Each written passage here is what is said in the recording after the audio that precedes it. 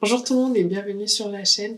Dans cette vidéo, on va faire un tour des sorties 2023 des marques Anastasia, Beverly Hills et Huda Beauty. Je pensais, je ne sais pas pourquoi, avoir plus de palettes sorties cette année, mais en fait c'est que j'ai testé des palettes qui n'étaient pas forcément sorties cette année, donc voilà, je me suis retrouvée avec pas beaucoup de palettes, donc je pense que ce sera une vidéo pas très longue, donc je m'en excuse d'avance.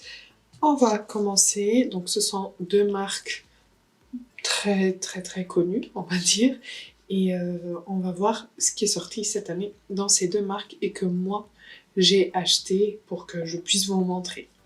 On va commencer par Huda Beauty parce que je n'ai que deux palettes de cette marque dans ma collection. Enfin, deux palettes qui sont sorties en 2023 dans ma collection. J'ai celle qu'elle a sortie un peu en début d'année, il me semble. Elle avait sorti des palettes de 9 fards. Donc, ça s'appelle Matte. Et c'était les Matte Obsessions. Donc, ces petites palettes comme ça s'appellent Obsessions. Et là, moi, j'avais pris la Cool Matte et vous aviez aussi la Warm Matte. Donc, on est sur une palette uniquement de matte. Ici, plutôt dans des tons froids, mais quel appel froid. Moi, je trouve pas qu'ils soient tous forcément très froids parce que ceux-ci, ils ressortent quand même assez chaud sur ma paupière. Et voilà, mais je l'avais prise parce que ce sont vraiment des tons comme ça, en regardant comme ça, que moi j'adore et que j'adore porter et que je porte très souvent. Et je me suis dit, bah, pourquoi pas. Mais au final, je me suis pas retrouvée à l'utiliser tant que ça. Donc c'est un peu dommage. Faudrait que je fasse ressortir des palettes aussi de temps en temps, genre faire le Project Pan, au lieu de le faire pour 3 mois, comme je fais pour les autres produits, faire pour les palettes, genre un truc tous les mois. Sélectionner 2 ou 3 palettes. Mais bon, après, il y a tellement de palettes qui sortent tout le temps. Bon, à voir. Dites-moi ce que vous en pensez, si vous faites quelque chose dans ce genre, ce que vous me conseillez et ce que vous aimeriez bien voir aussi dans la chaîne. Et puis, elle a sorti la deuxième palette, donc, enfin, elle a sorti une autre palette, la grande, elle en sort une par année, et là, c'est la Pretty Grunge, et pour une fois, franchement, elle se salit, mais c'est un truc de fou, regardez, on dirait qu'il y a de l'eau dedans, je sais pas ce que c'est, mais pour une fois, comme j'étais en train de dire, elle nous a sorti une vraie palette de froid. Pour le coup, on a uniquement 2 fards qui ressortent un tout petit peu chaud, mais qui donnent un petit peu de variété au maquillage aussi. Et on a des fards super beaux. Ce fard-là, il est magnifique. Franchement, ce fard rebelle, il est juste trop beau.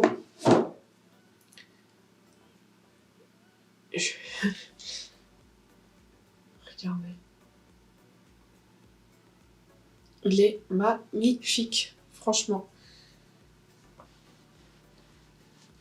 Et on a d'autres fards. Moi, j'adore poser celui-ci, le fard Maverick, en coin interne. Je trouve qu'il illumine super bien le coin interne.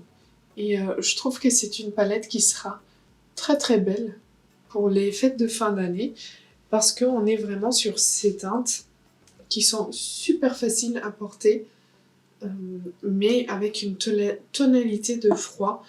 Franchement, je trouve cette palette super belle par rapport à celle qu'elle avait sortie l'année dernière, qui était vraiment dans des dorés très chaudes. Je trouve celle-ci le plus à mes goûts. Je vous ai encore swatché 2 fards. Ici, le Strong AF et ici, le Stand Up, qui est super beau aussi pour des maquillages très simples pour tous les jours. Franchement, c'est une super belle palette que j'ai adoré découvrir et que je continue de découvrir parce que je la porte très souvent parce que Ce sont des fards, des teintes que j'aime bien porter et je trouve les fards très faciles à travailler. Et vous avez aussi un fard un peu crémeux, le fard grunge, ici, le noir, qui est très beau si vous le posez comme base pour ensuite faire ressortir les autres fards. Je pense que je vous avais fait une vidéo, soit 4 looks, soit 5 looks avec cette palette, donc n'hésitez pas à aller voir si jamais ça vous interpelle. Mais voilà, on a quand même des marrons ici, une partie bien plus nude et ensuite une partie bien plus froide que j'adore. Et on passe du coup aux palettes Anastasia. En début d'année, elle nous a sorti la Cosmos, donc dans ce nouveau packaging avec 12 fards. La mienne était arrivée toute brisée, donc j'avais dû presser les fards un peu comme je pouvais. Mais c'est une super belle palette avec une formule de fard superbe. Voilà. Je l'adore et je trouve que les lumineux, ils sont sublimes. Je pense que vous le voyez. Moi, j'adore celui-ci, le Quasar, qui tourne, shift en plein de couleurs différentes. Le Orion, qui est un rose avec des paillettes dorées, qui est super beau aussi. Le Supernova, qui est très beau. Le Mercury est beau aussi. Enfin, bon, ils sont tous très beaux. Je vous ai swatché tous les lumineux. Donc alors, ici, on a le fard Super Cluster. Ici, le fard Sun. Ici, le fard Orion. Ici, le fard Mercury. Ici, le fard Quasar. Ici, le fard Galaxy. Et ici, le fard Supernova. Et franchement, je pense que vous pouvez voir que ce sont des fards vraiment très beaux. Le fard Quasar, on dirait qu'il a un effet miroitant. Le fard là, le premier aussi, le Super Cluster. Franchement, ce sont des très beaux fards avec une très bonne qualité. J'ai adoré cette palette. J'étais juste super déçue qu'elle arrive toute cassée chez moi. Il n'y a pas un lumineux qui a survécu le transport et je trouve ça un peu dommage. En fait, ils auraient dû prévenir que c'est une palette très fragile et qu'on aille l'acheter directement en magasin au lieu de commander sur internet pour éviter toutes les casses. Mais voilà, c'est une très belle palette. Contrairement à celle qu'elle a sortie là en dernier, la Fall Romance. Donc, ouais, j'en ai partout. Vous n'imaginez pas le bordel que c'est à la fin de ces vidéos où je swatche tout et n'importe quoi. C'est vraiment n'importe quoi. Donc comme je disais, la Fall Romance, celle-ci qu'elle a sortie pour l'automne et qui se présente comme ceci. Alors, en la regardant, on aurait pu dire que l'harmonie est belle pour les fêtes, pas pour les fêtes, pour l'automne. Je trouve qu'elle a bien sorti une bonne harmonie pour cette période de l'année. Mais en fait, je trouve les fards déjà très foncés. Il y a quelque chose qui me gratte, je suis désolée. Je les trouve très foncés et la qualité n'y est pas du tout. Je trouve que c'est pas le même fondant que pour les autres 3 palettes qu'elle avait sorties avant celle-ci. Donc celle-ci, la Nouveau et la Rose quelque chose. Je sais plus comment elle s'appelle. Mais voilà, je trouve que la qualité y est pas du tout. C'est pas le même fondant, c'est pas le même rendu. Je pense que je l'ai utilisé 2-3 fois. Et c'est tout, parce que j'arrive pas, ça m'attire pas. Ça me donne pas envie d'utiliser des fards qui ne sont pas vraiment de bonne qualité. Je vous ai swatché un peu les lumineux, juste pour vous montrer, mais c'est vraiment pas le même fondant. Attendez, je vais prendre celui qui ressemble le plus à l'un dans l'autre palette, c'est celui-ci, le fard Crown. Je vais vous faire le swatch en direct.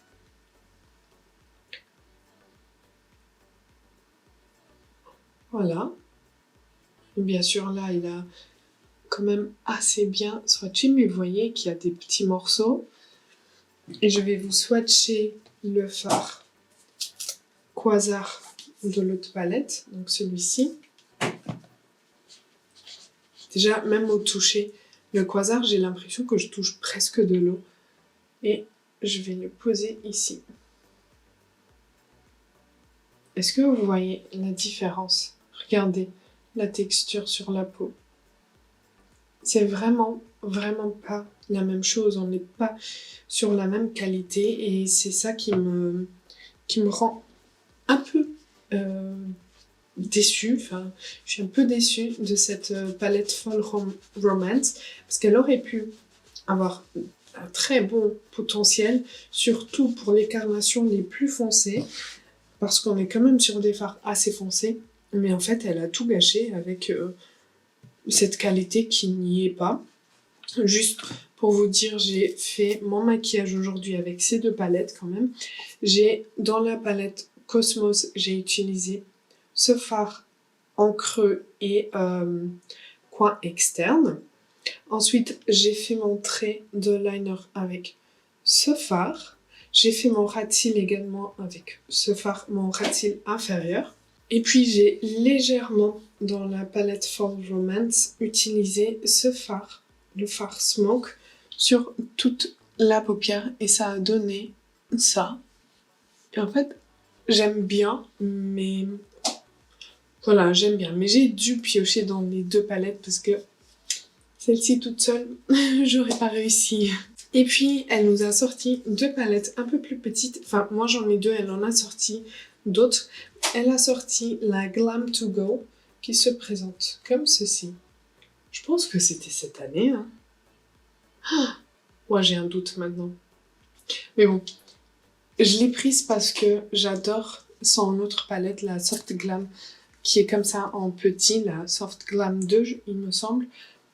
Et en fait, je me suis dit, ouais, si c'est la même qualité, je vais adorer. Mais en fait, je trouve qu'il manque... Je pense que vous voyez là, les intensités de tous les fards sont les mêmes. On n'a pas du plus foncé, du plus clair. On est vraiment sur la même chose. Je vais vous swatcher les lumineux, juste pour vous montrer. Mais au niveau des mats, je suis vraiment sur ma faim, quoi. Je peux pas faire de vrai maquillage avec de la profondeur. Alors, ce premier lumineux, il est super beau, c'est le lumineux Fireworks. Ensuite, on a Sunburst et Pretty. Mais vous voyez, même les lumineux, à part ce premier, les autres deux, ils sont un peu fades. Je sais pas. Le premier, il est beau parce qu'il a une base un peu rose-violette, rose-mauve, et ensuite il a des paillettes vertes, dorées et argentées. Donc c'est vraiment très très beau. Et les autres, c'est des lumineux, tout simples, sans aucune paillette dessus. Et il n'y a pas très longtemps, elle a sorti deux mini palettes, donc de 9 fards à paupières. Ce sont des palettes qu'elle avait déjà sorties par le passé, mais qu'elle a ressorties en 9 fards comme ça. Moi j'ai pris la plus froide, il y a une un peu plus chaude mais qui était un peu trop orangée rose pour moi. Donc moi j'ai pris la Sultry, qui se présente comme ceci, et que j'adore. Je la trouve super belle, super complète pour une palette de nude neutre froid. Franchement, elle est superbe. Je l'ai déjà utilisée plein de fois parce que je la trouve vraiment très très facile à utiliser. Et je trouve les fards de très bonne qualité. Mais voilà, je trouve que c'est vraiment la palette à voir. Là, une petite palette de nude qui tourne un peu sur le neutre froid. Si vous aimez ça. Je la trouve un peu plus portable que la version chaude. Mais voilà, c'est juste mes goûts. Voilà les lumineux qui sont des lumineux assez classiques. C'est pas des lumineux avec des paillettes et tout. Donc c'est pour ça que je la trouve très portable, même pour les personnes qui aiment bien faire des maquillages lumineux mais qui n'aiment pas les paillettes. Je la trouve vraiment très belle et je trouve que c'est vraiment une très belle palette pour faire des maquillages pour tous les jours, pour le bureau et vraiment pour des endroits où on veut avoir de la lumière sur les yeux, mais pas de la paillette, si vous voyez ce que je veux dire. Après, ces marques ont sorti d'autres produits. Elles ont sorti des blushs, des bronzers aussi. Elles ont sorti des produits pour les lèvres. Et vous savez que mon crayon préféré est de chez Anastasia, qui arrive. Vraiment, il est tout petit déjà. J'ai commencé à gratter le nom de la marque.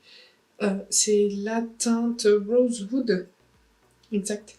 Et franchement, je l'adore. Je le trouve super beau pour ma couleur de lèvres, ma carnation. Et j'ai quelque chose sur les lèvres, sur les dents. Et vous m'aviez rien dit. Merci. Je n'oublie pas. Mais voilà, ils ont sorti vraiment Enfin, les deux marques ont sorti vraiment d'autres produits avec... la collection Pretty Grunge, vous avez également un kit de liquide mat pour les lèvres et vous avez un blush qui est super beau. C'est le blush là, donc on dirait un peu un highlighter. Mais en fait, quand on le travaille, on le pose sur la peau, il est super beau et il tient super longtemps. Je ne le conseille peut-être pas aux peaux grasses, mais pour moi et ma peau mixte, ça fonctionne. Mais en fait, c'est vraiment un blush qui va s'adapter au pH de votre peau et faire ressortir le blush idéal selon votre carnation. Je le trouve vraiment très très beau et pour le coup, il tient super bien, même en étant un blush un peu gloss, crème, je trouve qu'il tient super bien. Elle avait également sorti, donc Huda, ces produits-là, les lip blush pendant l'année, que je suis moins fan, parce qu'en fait, je m'attendais déjà un petit peu à un mauve comme ça, et quand je l'applique, on est plus sur un rose qu'un mauve, et je sais pas pourquoi, bah déjà c'est un produit lèvres et joues. Je n'aime pas la texture, je sais pas. Il y a quelque chose dans ce produit qui ne me va pas. Et vous voyez, c'est vraiment un rose une fois que ça sèche. Et je n'aime pas. Voilà. Par contre, ça tient. Mais voilà, ces deux marques ont sorti plein d'autres produits que moi je n'ai pas dans ma collection parce que je ne peux pas tout avoir, sinon ce serait un Sephora chez moi, voire Sephora plus que le beauty, plus je ne sais pas quoi. Et mon portefeuille, malheureusement, mon compte bancaire ne sont pas élastiques, donc je peux pas les tirer comme ça. Voilà, ils ont des limites. Mais bon, c'était ce que je voulais vous présenter. Donc, vu que je ne peux pas avoir tous les produits, n'hésitez pas à me dire en commentaire si vous avez pris d'autres produits de ces marques que vous adorez, même si ce n'est pas des produits découverts en 2023, mais que vous avez découvert avant, n'hésitez pas à le dire en commentaire. Peut-être que je suis passée à côté d'une belle pépite, on ne sait jamais. Donc, n'hésitez pas à me dire tout ça en commentaire. Merci d'avoir vu la vidéo jusqu'ici. Si vous êtes encore là, likez la vidéo. Abonnez-vous si ce n'est pas encore fait. Et moi, je vous dis à dans 2 jours.